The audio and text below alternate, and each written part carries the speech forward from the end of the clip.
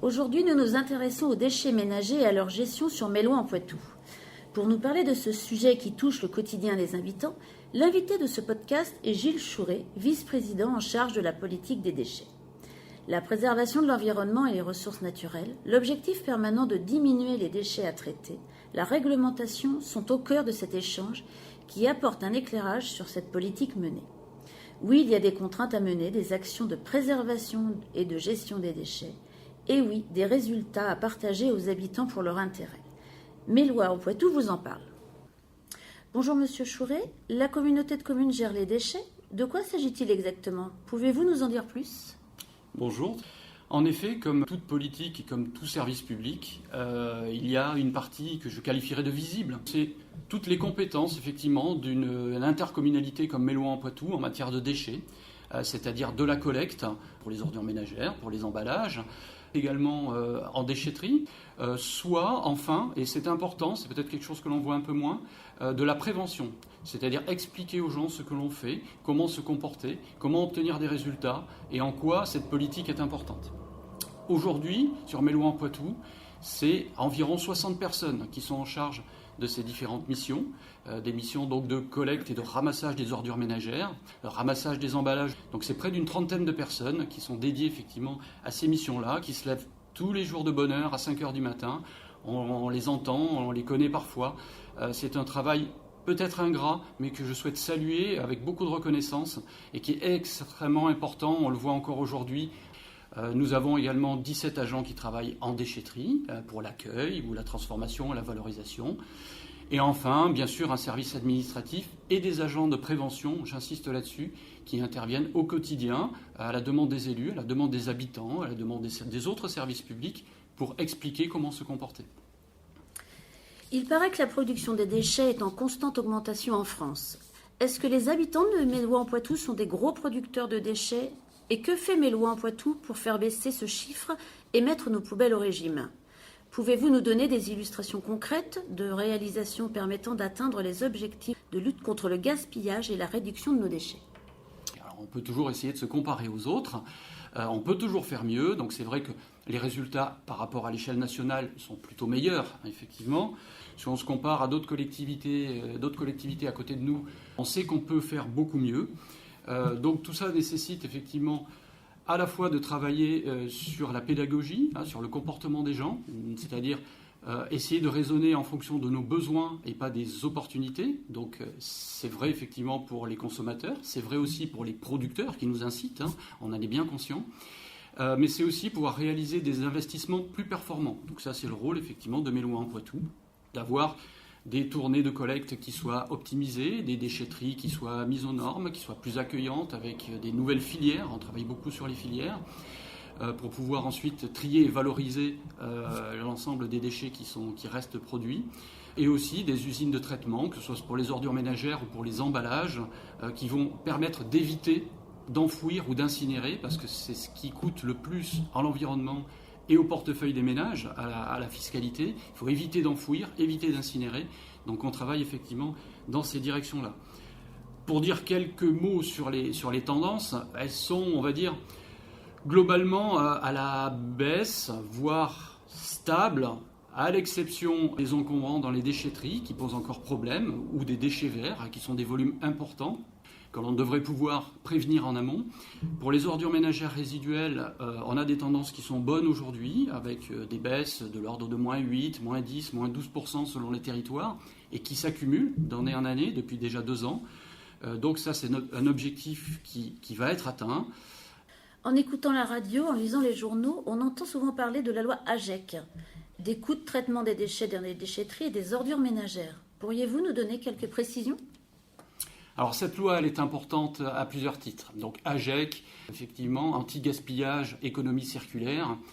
Donc anti-gaspillage, c'est-à-dire, c'est le premier pilier en quelque sorte, celui effectivement de la production du déchet, comment se comporter par rapport à une matière, un matériau, un produit alimentaire effectivement dont on a besoin. Par rapport effectivement à un producteur ou un commerçant qui va nous offrir éventuellement une offre très alléchante. Il y a plusieurs exemples, que ce soit dans dans le domaine alimentaire, où on a tendance effectivement à ramener chez soi des denrées dont on n'a pas forcément besoin. C'est la même chose pour les vêtements. Aujourd'hui, on a la possibilité de pouvoir acheter des vêtements à bas coût pour n'utiliser finalement qu'une infime partie de nos pulls, de nos chemises. Donc l'anti-gaspillage, il est là. C'est effectivement prendre conscience, qu'on soit producteur ou consommateur, de ce qu'on a réellement besoin. Et ensuite, l'économie circulaire, c'est effectivement quand on produit un déchet, essayons que ce déchet-là, effectivement, on ait une capacité à le valoriser, à le recycler, à le réutiliser.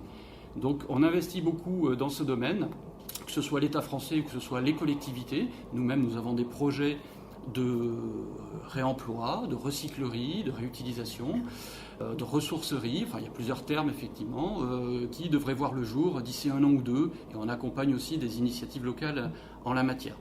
Voilà, donc l'État actionne le levier fiscal dans le cadre de cette loi AGEC, effectivement, c'est la taxe sur les activités polluantes qui va augmenter et qui augmente déjà fortement, de 171%, je l'ai dit, en 5 ans.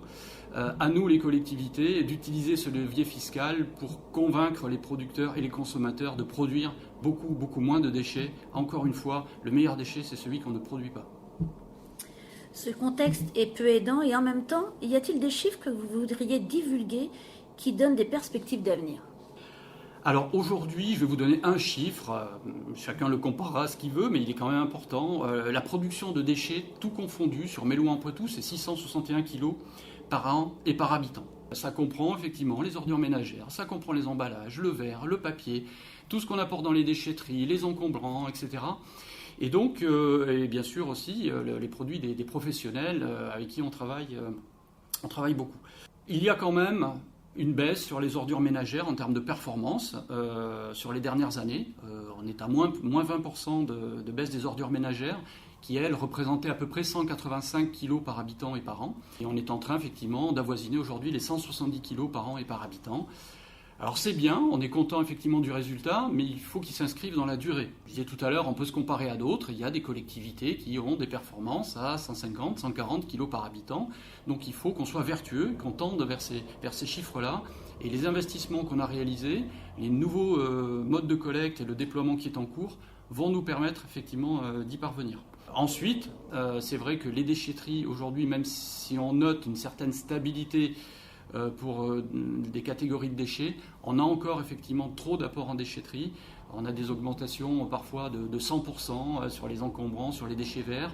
Sans doute un effet conjoncturel avec le Covid, mais néanmoins, il faut qu'on travaille beaucoup dans ce domaine-là pour réduire encore un petit peu plus les déchets qui sont apportés.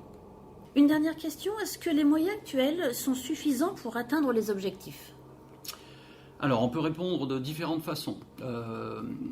On pourrait dire non si on fait une photographie instantanée qui non seulement est propre à Mélouin-Poitou, mais aussi dépendante d'autres politiques et d'autres investissements qui sont réalisés à une échelle beaucoup plus large. Nous avons des compétences propres, directes en régie, mais nous déléguons aussi un certain nombre de compétences à d'autres organismes, qu'ils soient privés, qu'ils soient publics, que l'on accompagne pour que cette politique constitue un ensemble vraiment cohérent et sur le long terme.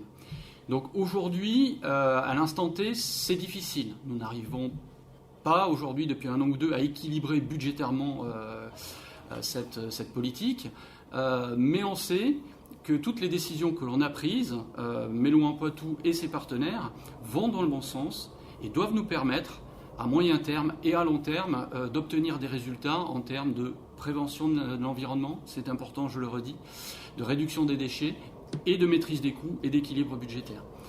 Donc pour ça, on a différents leviers, des leviers techniques et des leviers financiers, à l'intérieur duquel on va retrouver une discussion sur la fiscalité.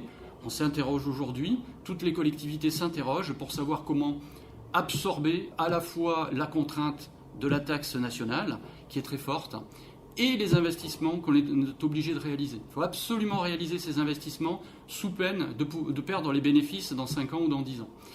Donc pour cela, probablement, certaines collectivités l'ont déjà fait, Mélouin-Poitou y réfléchit, qu'il faudra peut-être demander un effort supplémentaire à tous les citoyens en matière de fiscalité. On y réfléchit aujourd'hui, rien n'est décidé, mais c'est un enjeu important à très court terme.